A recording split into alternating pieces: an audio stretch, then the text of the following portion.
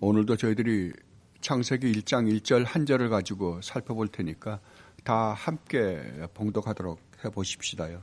창세기 1장 1절 말씀입니다. 태초에 하나님이 천지를 창조하시니라. 아멘. 지난주에 우리는 이 구절을 가지고 과연 이 글을 쓴 저자가 누구이며 이 글을 누구에게 썼는지에 대해서 우리가 살펴보았습니다. 이 글은 여러분들이 이미 아시는 것처럼 모세가 썼습니다. 아브라함이 쓴 것도 아니요, 이삭이 쓴 것도 아니요, 노아가 쓴 것도 아니요, 우리 믿음의 선배들이 쓴 게 수많은 모세 전에 있던 사람들이 쓴 것이 아니라 모세가 썼습니다. 모세가 누구에게 이 편지를 썼냐 그러면은 출애굽한 이스라엘 백성들에게 이 글을 쓴 것입니다. 그렇다고 한다면 모세가 출애굽한 이스라엘 백성들, 더 나아가서 이것은 그러니까 광야 40년을 마치고 가나안에 들어가기 전 그 이스라엘 백성들에게도 이 글은 쓰여졌다는 사실을 여러분들이 먼저 기억하시기 바랍니다. 그렇다면 그들에게 왜 이 말씀을 쓰셨을까? 왜냐하면 지금 이스라엘 백성들은 모세와 함께 출애굽을 했습니다. 그런데 목적지가 어디냐 그러면은 가나안이었습니다. 그런데 평생에 가나안에 들어가 보지도 못하고 40년 전 인생을 어디에서 살았냐 그러면 광야에서 살았습니다. 그러니까 여러분들이 이미 아시는 것처럼 광야의 삶이라는 것이 만만치가 않습니다. 왜냐하면 물이 없죠. 먹을 것이 없죠. 낮에는 너무나 덥고 밤에는 너무나 춥고 이 밤과 낮의 기온차가 엄청납니다. 그러니까 그들이 무슨 생각을 했을까요? 과연 하나님이 우리를 인도해서 우리에게 주겠다라는 땅이 과연 여긴가? 라는 의심을 했었을 것입니다. 대관절 하나님께서 우리를 인도해서 드리고자 한 그 가나안은 대관절 언제 들어간단 말인가? 들어가기나 하는 것인가? 라는 의문이 생겼을 것입니다. 그들에게 하나님께서는 이 모세를 통하여 이 글을 쓰게 하신 것입니다. 그리고 또 마지막 광야를 마치고 애굽에서 나온 사람들은 다 광야에서 돌아가셨잖아요. 그리고 마지막 그 광야에서 태어난 사람들, 그러니까 애굽에서 나올 때 20세 이하 어린아이들과 또 광야에서 태어난 사람들은 이제 가나안으로 마지막으로 여호수아의 인도하심을 받고 들어갈 것입니다. 그때 그들에게 광야에서 이스라엘 백성들, 그들의 믿음의 선조들이 했던 그러한 것을 상기시키며 너희들이 가나안에 들어가거든 너희들은 광야에서 너희들이 선조들이 했던 그러한 실패의 삶을 살지 말아야 한다라는 의도에서 이것을 기록했음을 우리가 봅니다. 그렇다면 과연 모세는 그들에게 무엇을 가르쳐 주기 위해서 이것을 썼는가? 여러분들이 이것을 분명히 아셔야만이 여러분들이 성경을 읽을 때 성경에서 하나님께서 우리에게 가르쳐 주시고자 하시는 참된 의미를 우리는 깨달을 수 있을 것입니다. 첫째는 그들에게 제일 먼저 지금 첫 번째 그 하나님의 백성들, 하나님의 택하신 백성들이라고 하는 사람들에게 창세기 1장 1절서부터 기록한 의도가 뭐냐 그러면은 하나님이 누구이신가를 깨닫게 해주시고자 이렇게 기록한 것입니다. 다른 말로 하면 지금 보세요. 이스라엘 백성들이 가나안에서 광야에서 나와가지고 광야에 나왔습니다.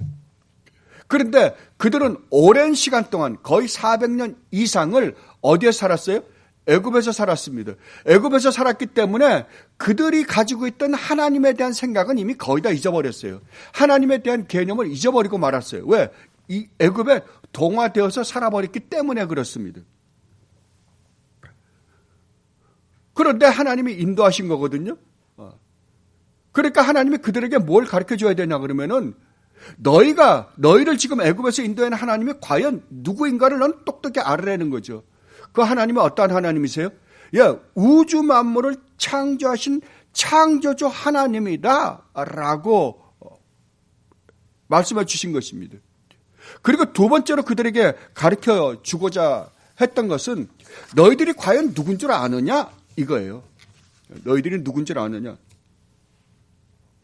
너희들이 지금 애굽에서 모세의 인도하심을 받아 나왔는데 그 모세의 인도하심을 받아 나온 그 사건이 어느 날 하나님이 너희들을 불쌍히 여기서 쟤네들이 애굽에서 저렇게 고생하고 있는데 너희를 살고 있는 모습이 너무 안타까워서 너희들을 구원해 준 게 아니라 너희들을 애굽에서 구원해 주겠다라고 한 이 사건은 하나님이 영원 전부터 하나님이 세밀하게 계획 세워놓고 하나님이 이미 이렇게 하겠다라고 마음먹은 그것을 그 영원한 작정을 지금 실현해서 너희들로 하여금 출애굽시켜 광야로 나오게 한 것이다 라는 것을 가르쳐 주고 싶어서 이것을 기록하게 하신 거예요. 이것을 우리가 분명히 안다고 한다면 우리는 지금 우리의 구원에 대해서 항상 생각할 때 사람들이 우리 구원을 어떻게 인식을 하고 있냐 그러면은 어느 날 몇 년도 몇 월 며칠 날 어떤 목사님이 나에게 복음을 전해 주어서 나는 구원을 받았다라고 자꾸만 생각을 해요. 아닙니다. 절대 아니에요. 하나님께서 우리에게 창세기 1장 1절서부터 계속해서 신약 성경까지 우리는 지금 출애굽한 이스라엘 백성들을 보세요. 출애굽한 이스라엘 백성들 입장에서 가만히 보면 기껏해야 자기 구원을 어느 정도로밖에 이해를 못할 거예요. 창세기 1장 1절서부터 지금 신명기까지의 그 하나님께서 자기네들을 인도한 그 인도하심 안에서밖에 이해를 못해요. 저는 이번 주에 계속해서 시편을 읽으면서 시편에 보면 여러분들이 정말 아름다운 찬송시들이 기록되어 있습니다. 그런데 시편을 가만히 읽어보면서 생각을 해보니까 옛날에 그 로이 존스 목사님이 이런 말씀을 하셨어요. 뭐냐 그러면 시편의 기자들이 아무리 아름답게 찬송시를 썼다 하더라도 오늘날 우리가 맛보는 이 놀라운 축복을 그들은 표현할 수가 없었다. 우리가 더 놀라운 찬양을 그들보다 더 할 수 있다라고 말씀하셨습니다.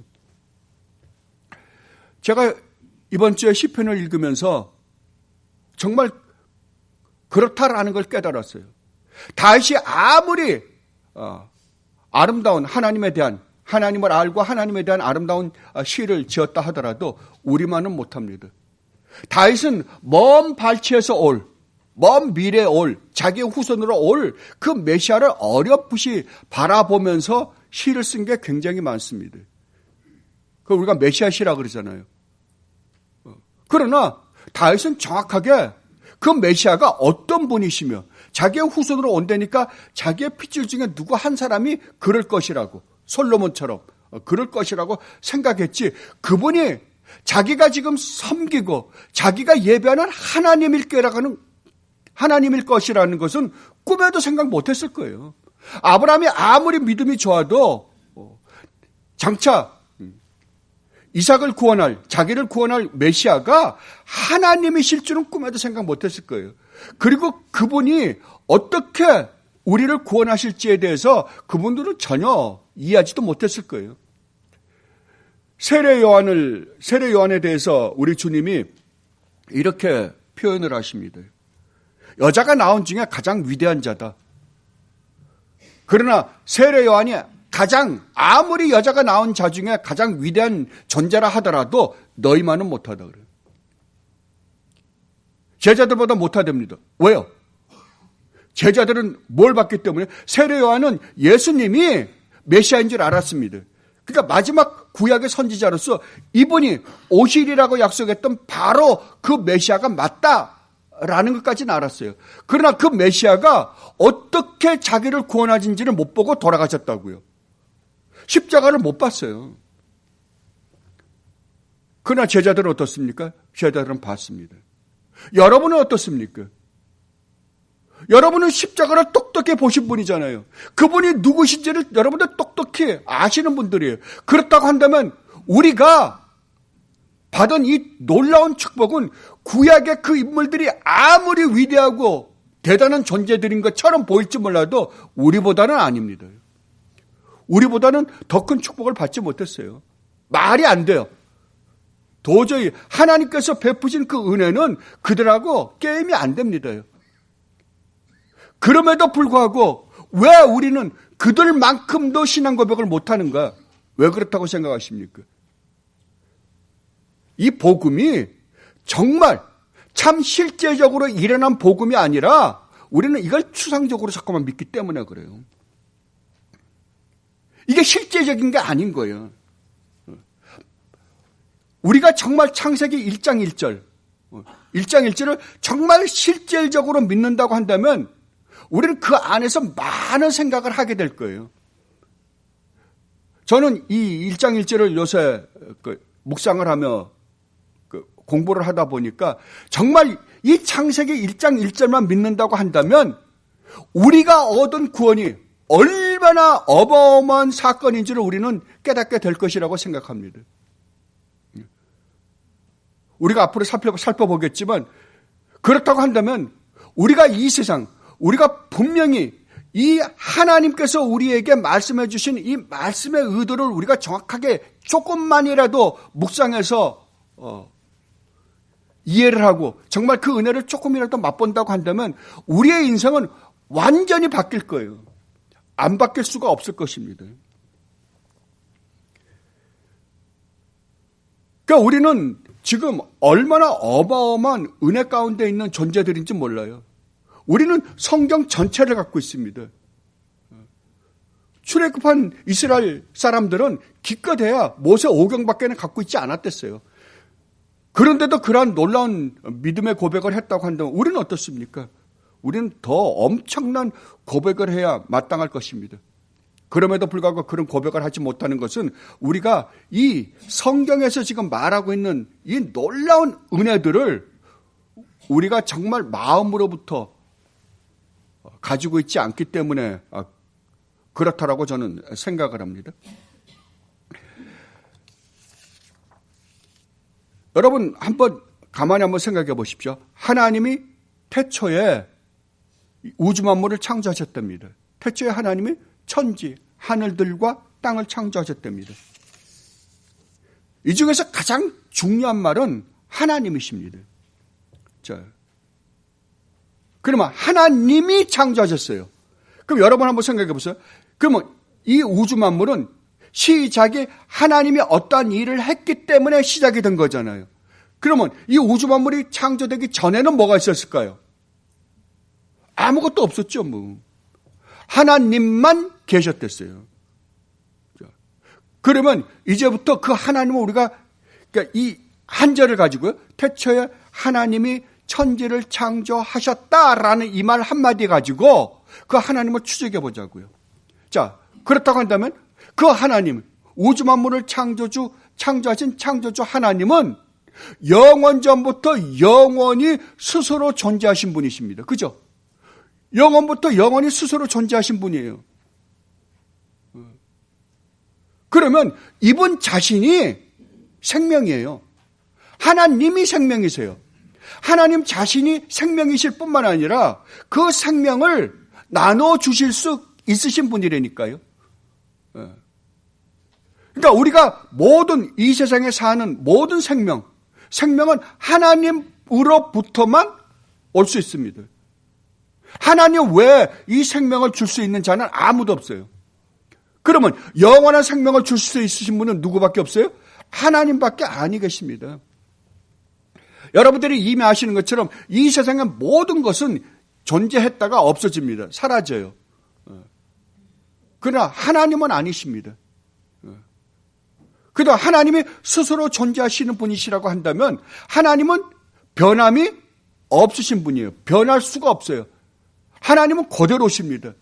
영원 전부터 영원히 변하지 않는 상태에서 어제나 오늘이나 내일이나 동일하신 분이세요. 절대 변치 않으십니다. 그러면 하나님의 생각이 변할까요? 변할 수가 없겠죠. 그러면 하나님이 변하시지 않는 분이라고 한다면 하나님의 약속은요, 절대 변하지 않습니다. 하나님의 계획은요, 절대 변하지 않습니다. 하나님의 한 번 세우신 계획은 반드시 이루어질 것이고 그것은 절대 변하지 않을 거예요. 그러면 하나님의 우주 만물을 창조하신 창조의 계획이 변할까요? 안 변합니다. 그 목적이 변할까요? 절대 변하지 않습니다. 그렇다면 우리 인생을 보세요. 하나님이 우리 인생을 창조하셨을 때 하나님은 우리 각자의 인생 안에서 이루고자 하시는 계획이 있었을 거예요. 특히 하나님이 구원하신 하나님의 백성 안에서는 더 큰 하나님의 계획이 계셨을 거예요. 그렇다고 한다면 그 계획이 취소되거나 변할 수 있을까요? 절대 아닙니다. 그렇다면 우리 인생은 오로지 하나님께서 세워놓은 그 뜻, 계획만 우리 안에서 일어날 거예요. 계획만요. 그렇다고 한다면 우리가 이 세상을 살아가는 데서 가장 중요한 것은 그 하나님의 뜻이 무엇인가를 우리는 지금 하나님께서 우리를 어떻게 계획해 놓으신지 모르잖아요. 큰 틀에서만 알지 세부적인 건 모른단 말입니다. 그러면 우리 안에는 이 세상을 살아가면서 끊임없는 선택이 있는데 그 선택 가운데서 우리가 무엇을 선택해야지 정말 하나님이 우리 인생 가운데서 계획해 놓으신 계획인가를 우리는 깨달을 수 있을 거 아니에요. 그런데 우리가 세밀한 계획은 우리가 잘 모르거든요. 그 신명기 9장 29절에 보면 뭐라 그러냐 그러면은 하나님이 드러낸 계획과 감춰놓은 계획이 있대요.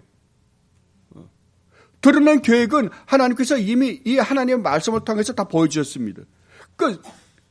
그 다음에 감춰놓은 계획은 우리는 모릅니다. 그렇다면 우리가 이 세상을 살아가는 데서 가장 안전한 게 뭘까요? 안전한 거는 하나님의 말씀, 하나님의 밝히 보여주신 이 계획 안에서 그 말씀을 순종하면서 가는 것이 가장 안전한 길입니다. 무엇을 선택하든지 그 선택을 하나님의 영광을 위해서 하나님의 말씀에 순종하는 것으로 말미암아 선택하는 게 가장 안전한 길이에요. 하나님이 하라는 것을 하고 하지 말라는 것을 하지 않고 그렇게 해서 가는 길이 가장 안전할 것입니다. 그리고 또 여기서 우리가 추적해서 볼 수 있는 하나님은 자족하시는 하나님이십니다. 부족한 게 아무것도 없으신 하나님이에요. 그렇다고 한다면 하나님이 우주 만물을 창조하신 것은 하나님께 어떤 유익이 되기 때문에 창조하신 것이 아니라는 사실이에요. 절대 아닙니다. 하나님께 아무 도움이 안 됩니다. 하나님의 영광이나 하나님의 거룩이나 하나님의 의나 하나님의 선이나 하나님의 능력이나 하나님의 지식이나 이런 거에 하나도 도움이 안 돼요. 왜? 하나님은 자존하시면서 하나님은 자족하시는 분이시기 때문에 그렇습니다. 예. 그렇다면 하나님의 우주 만물을 창조하신 이유가 뭘까요? 누구 때문에 창조했을까요? 우리 때문에 창조했겠죠. 아무것도 없이 완전한 영광 가운데서 스스로 자족하신 하나님이 왜 우주 만물을 창조했을까요? 왜 창조했다고 보십니까? 무엇을 우리에게 보여주고 싶어서요? 하나님이세요. 하나님이세요. 우리를 하여금 이 세상에서 잘 먹고 잘 살게 하기 위해서 창조하신 게 아니에요. 하나님이세요. 그것이 하나님께 가장 큰 기쁨이었어요. 하나님의 그 놀라운 영광을 우리가 보통 그걸 영광이라고 그러죠. 다른 말로 하면 하나님의 그 아름다우심, 그 칼빈식으로 이야기하면 달콤하심, 그 조나단 에드워즈 목사님 표현으로 하면 탁월하심, 그 나름대로 자기네가 느낀 그 언어로 묘사를 하는 겁니다.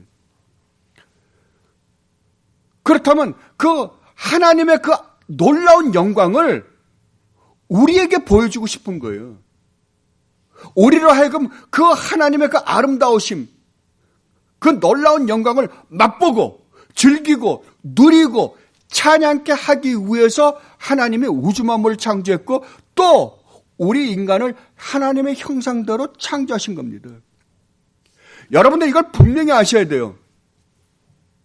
이것이 하나님께서 우주 만물을 창조하신 궁극적인 목적이라고 한다면 우리가 구원받은 하나님의 백성으로서 우리가 누릴 최고의 축복은 뭐예요? 하나님이세요. 하나님이요.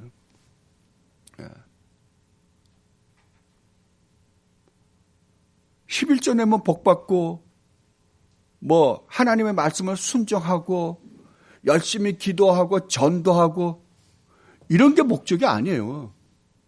하나님 자신이 목적이라니까요. 그것이 우리에게 주는 영원한 생명이라고 한다면 여러분들이 이제 우리 주님 예수 그리스도 안에서 구원받아 그 축복을 여러분들이 누리고 있다고 한다면 여러분은 이미 어디에 들어가 있는 거예요? 궁극적인 축복 속에 들어가 있는 거예요. 여러분들은 지금 영원한 생명을 지금 이 땅에서 누리고 있다니까요. 누리고 있는 겁니다. 그러니까 이것을 여러분들이 이해를 못하면 여러분들은 예수를 믿는다라는 말의 의미가 무엇인지 몰라요. 우리가 구원을 받았다라고 하는 것이 얼마나 놀라운 축복인지를 우리가 깨닫질 못한다니까요. 그러니까 맨 말도 안 되는 부수적인 것들, 2차, 3차, 4차, 5차적인 것, 별로 중요하지 않은 것 같고도 아는 걸 가지고 그게 마치 기독교인 양 변제를 시켜서 야단 법석을 친다니까요. 아닙니다. 아니에요. 그러니까 하나님이 누구이신지를 모르고 예수를 믿을 수 있는 방법은 없어요. 그러니까 우리 주님이 그렇게 말씀하시잖아요. 영생이라는 게 뭔 줄 아냐? 영원한 생명이라는 게 뭔 줄 아냐? 뭐라고요? 유일하신 참 하나님을 아는 거예요. 그리고 그가 보내신 우리 주님 예수 그리스도를 아는 것이 영생이다요. 다른 말로 하면 이것이 하나님께서 우리에게 주시고자 약속했던, 주시고 싶어 하셨던 궁극적인 목적이다라고 말씀을 하시는 겁니다. 그러니까 이걸 맛보지 못하고 우리가 올바른 신앙생활을 할 수 있는 방법은 제로예요. 그런데 여러분들이 이것을 이 하나님의 말씀 안에서 이것을 맛보면 이것을 우리가 기독교 안에서 체험이라 그러는 거예요. 그러니까 밖에서 신비적인 체험을 체험이라 그러는 게 아니고요. 기독교는 이 말씀 안에서 하나님을 맛보고 누리고 즐기는 것을 체험이라 그럽니다. 여러분이 이것을 조금이라도 맛보잖아요. 맛보면 그 하나님을 맛보고 싶어서 여러분 못 견딥니다요. 그래서 우리가 하나님 말씀을 읽고 묵상하고 또 묵상하고 기도하고 그 하나님을 찬양하고 하는 거예요.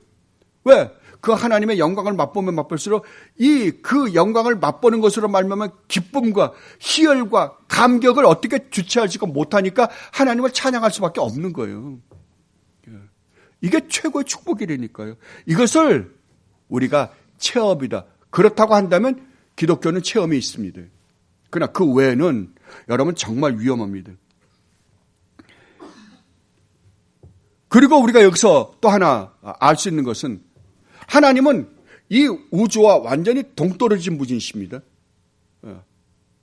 하나님은 하나님 보시기에는 이 우주가 하나님 손바닥에 있는 거나 다름없는 거예요. 이 우주가 아무리 광대하다 하더라도 하나님은 이 우주의 구석구석에서 일어나는 일을 동시에 다 알고 계십니다. 훤히 꿰뚫고 계십니다. 그러니까 이 우주가 아무리 엄청나다 하더라도 이 우주조차도 하나님을 품을 수 있는 건 없어요. 하나님은 더 광대하신 분이십니다. 이 우주조차도 하나님의 손바닥 안에 있다니까요. 인간적인 표현으로 하자면. 그런데 그 하나님이 어떻게 해요? 이 세상에 들어오셨다니까요. 이 세상에 들어오셔서 여러분과 함께 있다고 한번 생각해 보세요. 그 어마어마한 광대하신 하나님이요. 이 기독교는 참 별난, 그러니까 종교라 그래야 되는지 어찌해야 되는지 모르겠어요. 그러나 사람들이 쓰는 언어로 종교라고 하십시다. 세상에 인간들이 가지고 있는 생각은 두 길밖에 없습니다. 신이란 존재가 있다면 신은 이 세상과 같지 않다. 떨어져 있는 존재다. 초월적인 존재다. 그래서 멀리 보내버립니다. 이것이 이신론입니다. 또 하나는 뭐냐 그러면 신이 우리와 함께 있지 않다면 신은 아무 의미 없다. 그러다 나니까 이 자연 자체를, 우주 자체를 신으로 만들어 버립니다. 이게 범신론입니다. 둘 중에 하나밖에 없어요. 그러나 기독교는 아닙니다. 기독교는 하나님의 우주 만물을 창조하신 창조주 하나님이세요. 그러니까 이 우주 만물보다 더 크신 분이세요. 더 초월적인 분이십니다. 그러나 그 하나님이 우주 만물을 창조해놓고 그냥 멀리 가서 니네끼리 놀아라가 아니라 그 하나님이 직접 여기 오셔서 이 땅에서 하나님의 창조하신 창조 목적을 이루시는데 직접 일하시는 하나님이시라니까요. 그래서 우리가 믿는 하나님은 초월적인 분이신과 동시에 내재적인 분이세요. 우리와 함께 계시는 분이세요. 어저께도 잠깐 우리가 저녁에 이제 선장로님이 가신다고 해서 저녁에 그 구역 분들이 모여서 구역 모임을 어저께 가졌습니다. 그때 참 그 구역 분들이 선장로님 떠나보내시는 거에 대해서 마음이 안타까워서 서로 말씀을 상고하는 중에 시편 16편을 상고를 했습니다. 시편 16편을 읽고 상고를 하는 중에 저보고 한마디를 해달라 그래서 그 시편 16편을 들으면서 제가 생각났던 것이 어디였냐 그러면은 출애굽기 3장이었습니다. 참 그 출애굽기 3장에 보면 우리는 그 출애굽기 3장에 어디에가 포커스가 가 있냐 그러면은 모세가 하나님 내가 지금 가면 사람들이 과거에 했던 것처럼요. 누가 너를 보내서 우리의 지도자로 삼았느냐라고 물어볼 텐데 제가 뭐라고 대답할까요? 제가 누가 보내서 왔다 그럴까요? 과거에 제가 한번 실패한 거 알지 않습니까? 그때 하나님이 스스로 있는 자가, 스스로 존재하는 자가 보냈다 그래라. 나라는 분이 보냈다 그래라. 라고 그렇게 말씀하십니다. 그런데 재밌게도 하나님이 모세하고 말씀하시는데 먼저 하나님이 누구이신가를 모세가 물어보기 전에 모세가 뭘 물어보냐 그러면 나는 누굽니까? 라는 문제를 먼저 해결합니다. 모세가 먼저 물어봅니다. 모세가 뭐라고 물어보냐 그러면은 자, 하나님 내가 누구이기에 가야 됩니까? 이거 내가 누구이기에. 그러니까 그 질문에 대한 모세가 누구인지에 대한 그 질문에 대한 해답을 먼저 받고 그 다음에 하나님에 대해서 여쭤봅니다.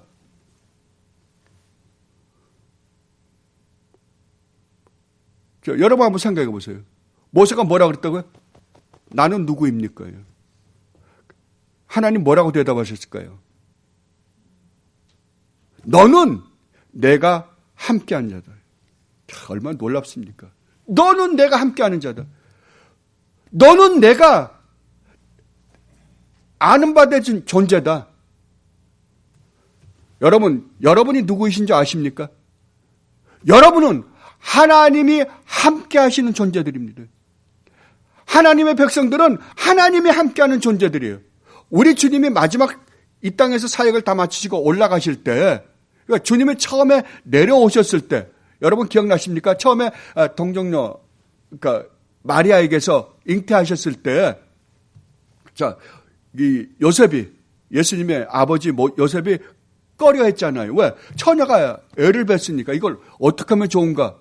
그래서 내치려고 몰래 그냥 헤어져야지라고 마음을 먹었습니다. 그때 당시만 해도 구약의 율법으로는 그런 여자를 돌로 때려 죽여라라고 했을 텐데 그러지 않고 그래도 마음이 착했던 것 같아 몰래 그냥 보내려고 했습니다. 그때 하나님께서 천사를 보내서 이렇게 말씀하십니다. 그 마리아가 잉태한 것은 성령으로 말미암아 아마 된 것이다. 이름을 예수라고 해라. 왜냐하면 이 예수는 바로 당신의 백성을 죄 가운데서 구원할 자이기 때문에 그렇다라고 말씀하십니다. 그리고 뭐라 그러냐 그러면은 임마누엘이라 그럽니다. 하나님이 함께 하시는 자입니다. 그런데 하나님이 누굴 보고 함께 한다고요? 우리에게요. 그 마태복음 시작할 때 예수님의 이름을 임마누엘이라고 하셨던 그분이 마지막에 마태복음을 끝날 때도 임마누엘로 끝냅니다. 너희가 가서 모든 족속에게 이 복음을 전해라. 그리고 내가 너희와 이 세상 끝날까지 함께 할 것이다. 임마누엘로 끝납니다. 마태복음은 임마누엘로 시작해서 임마누엘로 끝납니다. 그러면 성도라고 하는 존재는 누군가? 임마누엘로 시작해서 임마누엘로 끝내는 사람들입니다. 이거보다 더 큰 축복은 이 세상에 존재치 않습니다. 하나님이 함께 하시는 자. 이 하나님이 함께 하시는 자들을 누가 건드리겠습니까? 이게 창세기 1장 1절이에요. 창세기 1장 1절. 하나님이 태초에 우리를 창조하셨다니까요. 우리를 창조하셨어요. 어떻게? 왜? 우리와 함께 영원히 거하시기 위해서요. 장막을 치고 함께 살기 위해서요. 임마누엘 하나님이 되시고 싶어져요. 임마누엘 하나님이 되셔서 뭘 어떻게 하려고요? 하나님의 그 영광을 영원히 맛보고 누리고 하나님을 찬양케 하기 위해서 창조하셨다라고 말씀하십니다. 그렇다면 여러분의 인생에서 여러분을 흔들 자가 이 세상에 있을까요? 없습니다. 절대 없습니다. 그리고 우리가 창세기 1장 1절을 통해서 하나님이 어떠한 분이신가를 우리가 배울 수 있는 것은 하나님은 능력이 무한하신 분이세요. 그렇죠? 하나님의 이 우주 만물을 말씀으로 창조했다고 한다면 하나님의 그 능력을 능가할 존재는 아무도 없습니다. 무한하십니다. 그 하나님의 능력이 어느 정도인지 우리는 가늠을 못합니다. 그리고 하나님의 지식이 한이 없을 거예요. 왜냐하면 이 세상에 있는 그 모든 것들 저 멀리 우리가 상상할 수도 없는 그 우주 밖에 우주 안에 있는 그 멀리 있는 것까지 하나님이 세세하게 다 아시고 그것들을 모두가 다 하나님의 지혜로 하나님의 지식으로 그걸 다 다스리고 계시기 때문에 그렇습니다. 그리고 하나님은 이 우주 전체에 안에 계신 곳이 아무 데도 없으십니다. 먼지 하나 움직이는 것. 잔 프레임 교수가 그런 말씀 하시대요. 박테리아 하나 살고 죽는 것까지 하나님이 간섭하신다고요. 여러분 한번 생각해 보세요. 박테리아, 여러분 눈에 보이지도 않잖아요. 그러니까 박테리아 하나 살고 죽는 것까지 하나님은 손 안에 있다고요. 자, 그렇다고 한다면 우리는 어떻습니까? 여러분의 인생이 누구 손에 있다고요? 만약에 하나님이 여러분의 인생을 80으로 정하셨다고 한다면 80전인 여러분 죽었다 해도 안 죽습니다.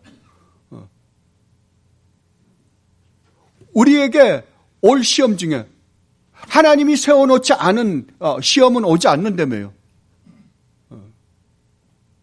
그런데 우리는 그 하나님과 그 하나님이 세워놓은 계획을 우리가 모르기 때문에 우리는 이 세상 살면서 얼마나 이런저런 일로 힘들어하며 무서워하는지 모릅니다. 아닙니다.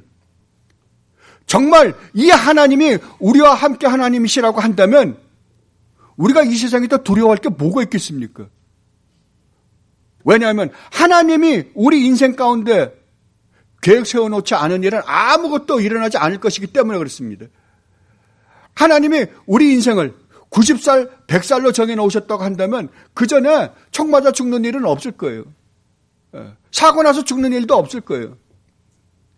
만약에 오늘 내가 여기서 설교하고 나가다가 심장마비로 죽는다면 하나님이 예비해 놓으셨기 때문에 그렇게 예정해 놓으셨기 때문에 전 죽는 겁니다.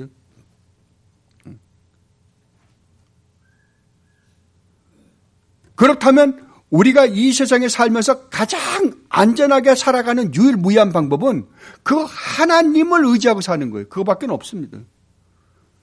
그 하나님의 말씀을 쫓아 사는 거예요.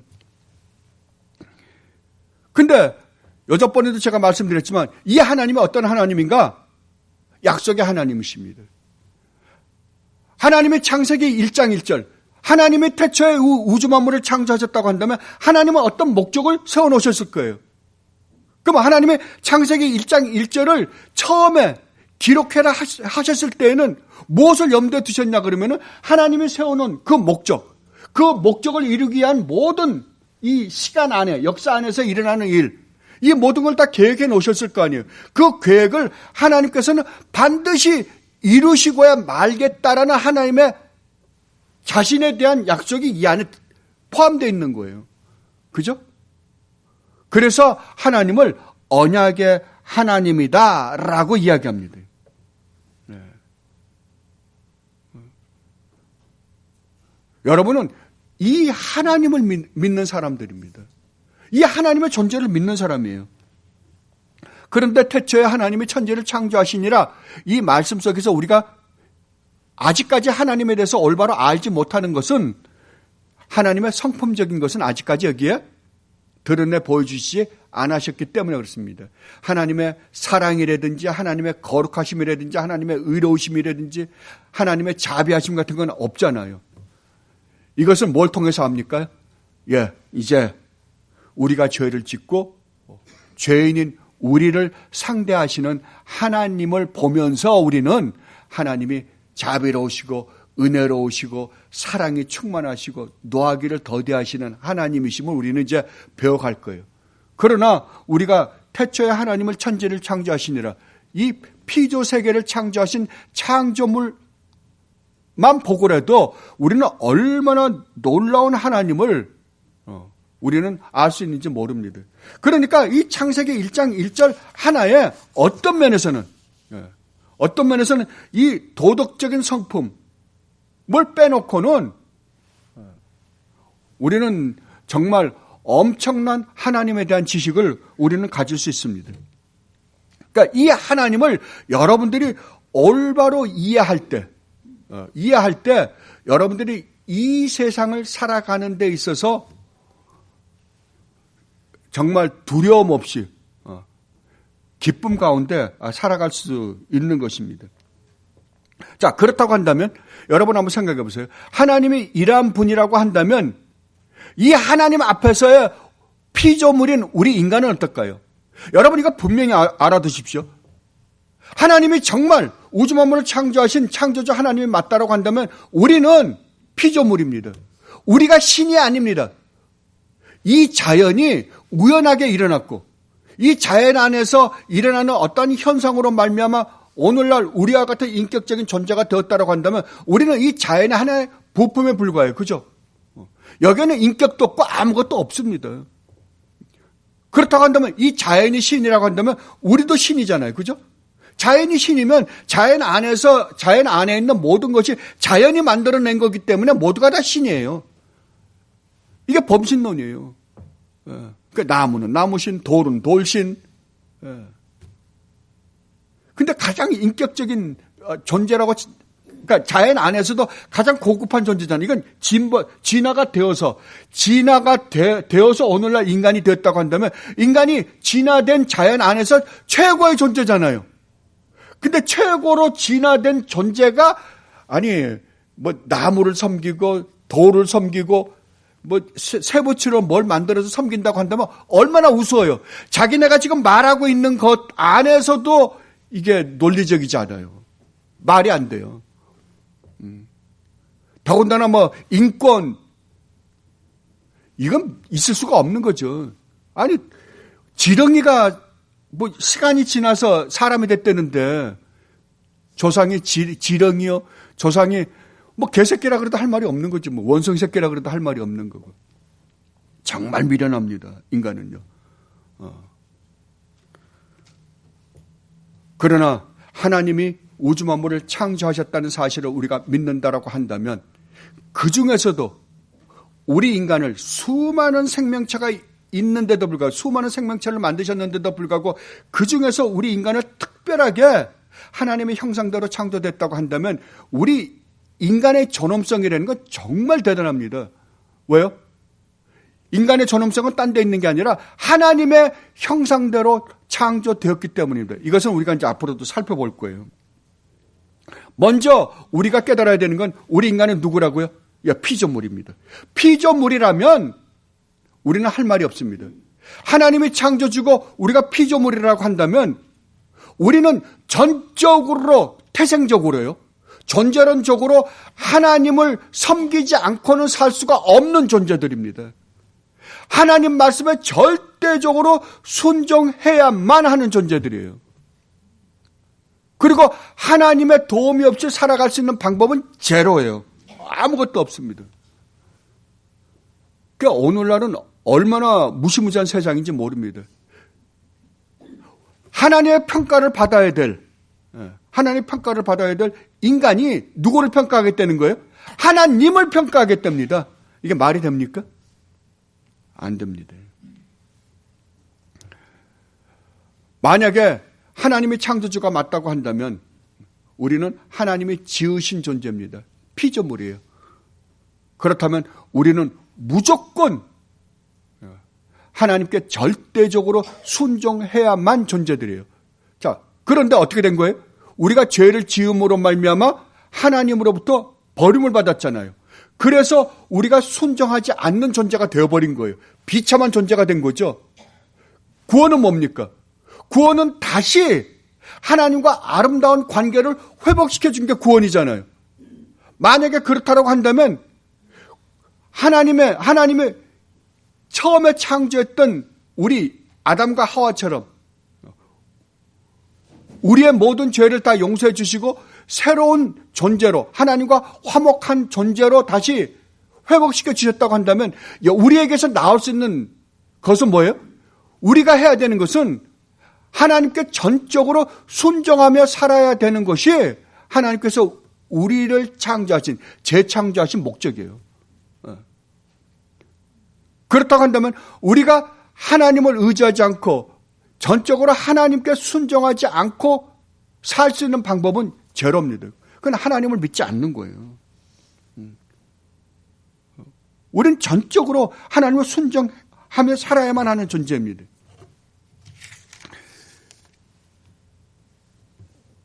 그리고 또 하나님의 우주 만물을 창조했다고 한다면 이 우주 만물의 진짜 주인이고 진짜 왕은 하나님이십니다. 하나님의 왕이라고 한다면 우리는 누구예요? 종입니다. 종이에요. 그런데 우리가 이제 살펴보겠지만 하나님이 우리를 하나님의 형상대로 창조하셔서 이 우주 만물을 누구로 하여금 다스리게 하셨냐 그러면 우리를 보고 다스리게 하셨거든요. 진짜 우주 만물의 왕은 하나님이신데 이 하나님이 창조하신 이 우주 만물을 우리를 통해서 하나님은 다스리시기를 기뻐했다고요. 그러면 우리는 하나님이 하나님을 대신해서 이 우주 만물을 다스리라고 보내신 자들이잖아요. 대리왕이에요. 이거를 속국왕이라고 합니다. 그러면 우리는 이 우주 만물을 하나님의 뜻을 쫓아 다스려야만 합니다. 그런데 우리가 그렇게 하지 못하니까 하나님을 역행하다 보니까 이 세상에 있는 모든 것이 다 역행해버리고 말았습니다.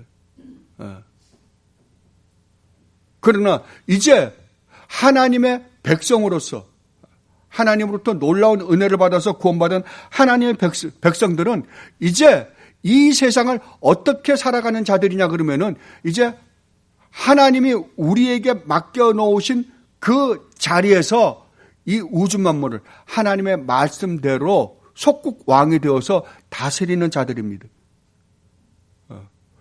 그래서 나중에 우리 주님이 다시 오셔서 이 세상을 새롭게 할 때 우리 주님을 왕으로 모시고 우리가 속국 왕으로서 이 우주 만물을 다스릴 겁니다. 그러나 지금도 그래요. 지금도 우리 주님은 이 세상에 오셔서 주님이 이루고자 하시는 모든 일을 다 이루시고 하늘에 올라가셨잖아요. 올라가시고 난 다음에 우리로 하여금 우리를 구원하셔서 우리로 하여금 이 우주 만물을 다스리게 하십니다.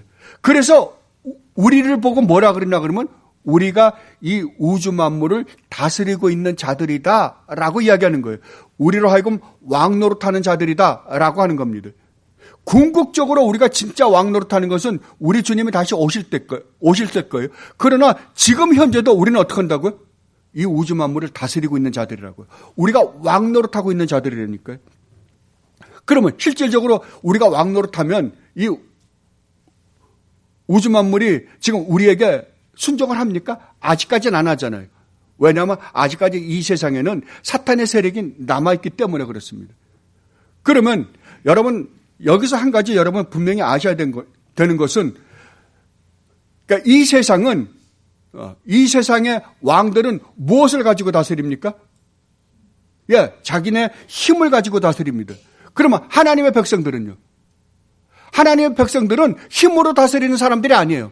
근데도 우리는 자꾸만 어떻게 생각하냐 그러면 힘으로 다스리면 이 세상을 잘 다스릴 수 있을 거라고 생각해요. 세상이 가지고 있는 힘이라는 것을 가지고 권력, 돈, 이런저런 이 세상의 힘이라고 하는 것을 가지고 다스리면 잘 다스릴 수 있을 거라고 생각해요. 그러나 하나님이 이 세상을 다스리는 방법은 그렇지 않습니다. 뭘로 다스려요? 사랑, 온유, 겸손, 자비, 인내, 충성. 이게 왜 그러냐면 이런 것이 하나님 나라의 특성이기 때문에 그렇습니다. 하나님이 하나님 나라를 다스리는 방법이 이런 것으로 다스리기 때문에 그렇습니다. 그래서 우리 보고 그걸로 다스리는 거예요. 이거 외에는 세상 사람들이 순종을 안 씁니다. 그러니까 여러분들은 이러한 창세기 1장 1절 한 말씀 안에서 이러한 것들을 여러분들이 추론해보고 생각해보고 그리고 정말 이것을 올바로 하나하나 인식해 갈 때 우리가 이 세상을 어떻게 살아가야 하는지, 구원받은 하나님의 백성이라는 존재가 얼마나 대단한 존재인지를 깨달아 여러분들이 올바로 살아나갈 수 있을 것입니다.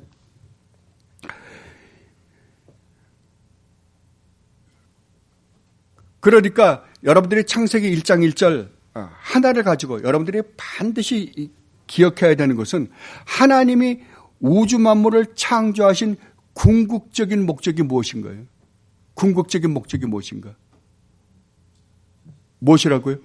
예, 하나님 자신을 우리에게 보여주고 그 하나님을 맛보고 즐기고 누리고 그 아름다움을 영원히 찬양하게 하기 위해서 그렇다. 그리고 하나님께서 우리를 하나님의 형상대로 창조했다는 것이 얼마나 놀라운 축복인가를 깨닫고 이거를 깨달아야만이 정말 이렇게 놀라운 존재로 창조하셨는데도 불구하고 우리의 잘못으로 말미암아 오늘날 이런 비참한 존재가 되었다고 하는 것이 얼마나 비참한지를 우리가 깨닫고 그럼에도 불구하고 하나님께서 그것을 회복시켜 그 하나님께서 궁극적으로 우리에게 누리고자 하셨던 그 축복을 누리게 해주기 위하여 성자 하나님이신 우리 주님 예수 그리스도를 보내시기까지 하시고 구원하신 그 하나님의 은혜가 얼마나 놀라운지를 여러분들이 깨닫고 정말 하나님의 사람으로서 이 땅을 올바르게 살아갈 수 있을 것입니다. 이것이 창세기 1장 1절 태초에 하나님이 천지를 창조하시니라 라는 말 속에 들어있는 의미들이에요. 그러니까 창세기 1장 1절이 얼마나 놀라운 의미들을 품고 있는지 모릅니다. 어떤 면에서는 창세기 1장 1절이 창세기 나머지 모든 걸 다 품고 있다고 해도 틀린 말은 아닙니다. 왜냐하면 창세기 1장 1절이 이것이 시작으로 말미암아 그 다음 일들이 일어날 것이기 때문에 그렇습니다. 그러니까 여러분들 그것을 깨닫고 정말 태초에 하나님이 천지를 창조하셨다. 왜? 그 목적을 뚜렷하게 깨닫고 그럼에도 불구하고 하나님을 거슬려서 죄를 지은 여러분의 자신을 들여다보고 그럼에도 불구하고 여러분들을 구원하셔서 다시 하나님께서 우리에게 주시겠다라는 그 놀라운 영광을 회복시켜 주신 하나님의 그 은혜를 매일매일 누리며 즐기며 그 하나님을 찬양하며 사는 여러분들이 되시기를 진심으로 바랍니다. 기도하겠습니다. 아버지 하나님, 오늘 또 저희들이 창세기 1장 1절을 통하여 아버지께서 이 우주 만물을 창조하신 창조 목적이 무엇이며 창세기 1장 1절을 통하여 아버지 하나님이 우주 만물을 창조하셨다는 그 말씀 안에서 하나님이 어떠한 분이신가를 저희들이 간단하게나마 살펴보았습니다. 아버지, 저희들 이 창세기 1장 1절을 매일매일 대하면서 정말 하나님이 어떠한 분이신가를 매일매일 묵상해서 와, 이런 하나님이 우주 만물을 창조했고 또 우리를 나를 이렇게 놀라운 존재로 창조했는데도 불구하고 정말 보잘것없는 이 세상의 것으로 말미암아 정말 이런저런 생각을 하며 살아가는 저희들의 모습을 보면서 진심으로 아버지 앞에 회개하고 정말 아버지께서 저희들을 창조하신 그 창조 목적에 걸맞는 삶을 사는 주님의 귀한 백성들이 되게 하여 주시옵소서. 감사하며 우리 주님 예수 그리스도 이름으로 기도드리옵나이다. 아멘.